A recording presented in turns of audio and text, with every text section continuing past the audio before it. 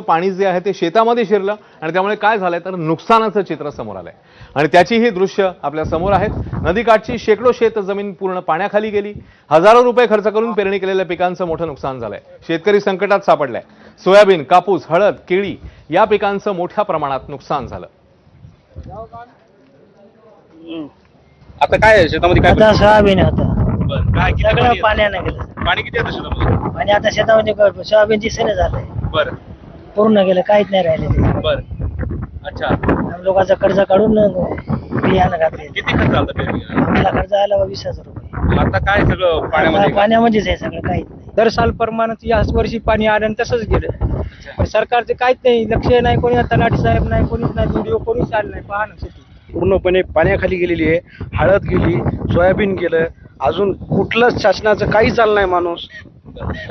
शेतामध्ये पाणी किती आहे आता? आता पाणी कमर इतकं पिकाच्या वर आहे पाणी, बरं, सगळी पिकं पाण्यामध्ये? चक पाण्यामध्ये गेलेली आहे। बरं, कर्ज काढून, सावकारी कर्ज काढून बियाणं आणलं, शासनाचं तर भेटणं, कर्जमाफी नाही अजून। आता करायचं काय? आता हा भयानक प्रश्न आहे। आता आम्ही काय खायचं, काय करायचं, काय? शासनाने काहीतरी दखल घ्यावी। आता जाऊया जळगावमध्ये। जळगावमध्ये देखील पावसामुळे काय झालं तर त्याचंही चित्र समोर आलेलं आहे।